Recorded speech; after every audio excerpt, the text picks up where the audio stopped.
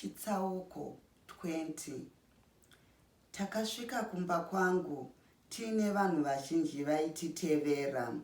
Mai vasara vakangopinda mumba ndokubva vaita zvekuti pandiri wire ndokumbochema zvishoma.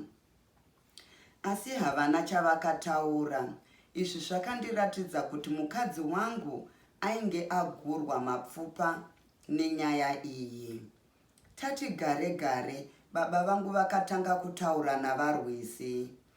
Imi une ndoro, maona mashura akaitwa aya. Ini handina kuziva kuti mwanasikana wangu Rambisai ainge abereka mwana navandudzo ava. Nhasi haanomanana munyika muna vanhu. Zvino nyaya dzakadai kupishana. Ndoziva kuti ndotarisa kupi. Kuti nditi kuna Ndudzo kwazuvai mukuwasha ndinotya. Kuti nditi kuna Ndudzo nedzoi hapabviri. Ndanga ndati imi une ndoro mupinde pakati penyaya iyi. Ndimi makatanga kuona zuva. Ndimi makadai kugara muchirungu kwamakore. Ndimi munogara muno mumatunhu asina zvinoyera. Ini handichaigoni. Yei, yava mhosva yapinda pamuri. Nhasi muzukuru wangu Yuna aenda. Uyu mwanakomana wangu acheneswa zita rake. Iyo kuponda ndiyo yapera zvayo. Toti tabudamo. Zvino iyi toitamba takamira papi nhai une ndoro. Baba vakapukuta maoko avo ndokumboti tose zii. Pakarepo Sara kakauya kachiti pamakumbo angu wire. Ndakanzwa nyama dzangu kutanga kusununguka nemwoyo wangu ukati ba. Handaibvuma pandaifunga pfumvu yandakabuda mairi. Ndainzwa mwoyo uchinditi chibva wagura zvenhambe tambe kusvika wafa. Gara nomudzimai wako zvakanaka. Varwizi vakazoita zvechirume vakasimuka na20 amadhora kuenda kwavandudzo. Vaida kuti vabereki vangu vazodzokera kumusha nyaya dzagadzirwa pachikuru.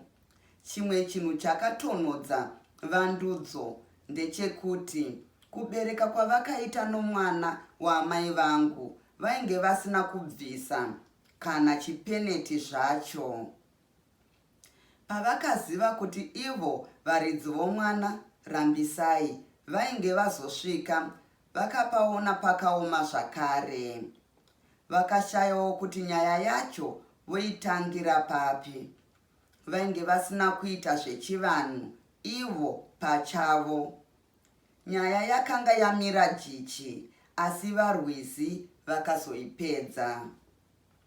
Pane ramangwana varwizi vakauya neshoko rakabva kuna vandudzo rokuti haiwa, tose takabatwa kumeso navari pasi.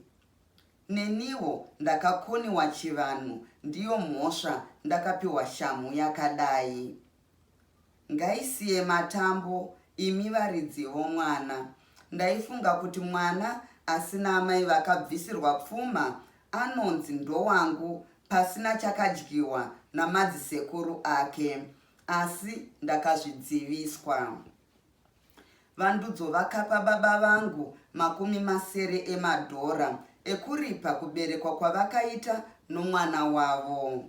Vakazoisa misoro pamwe chete vachibatsirwa navarwizi ndokutenderana kuti zvokufambidzana kwangu naYuna zvakaitwa nokusaziva. Zvakare zvaikuchidzirwa nemidzimu iyo yakanga vakanganisa. Pazuva rakatevera vabereki vangu navandudzo, Rambisai tafa, Erina navarwizi namai vasara takaenda tose kundoona paguva raYuna. Mai vasara vakauya namaruva ekuisa paguva rake. Takasvikapo ini ndokubva ndapfidza namazwi aya. Yuna, midzimu haina kuda kutibayira zani.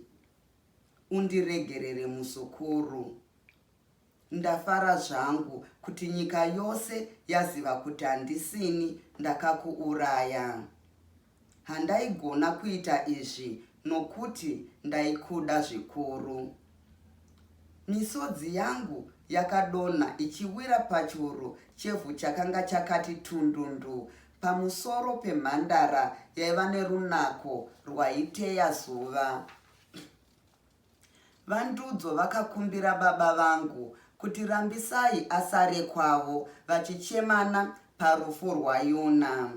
Tisati tagadzira zvokuenda kumusha tose navabereki vangu, kwakaitika zvinhu zvizhinji mumoja makare.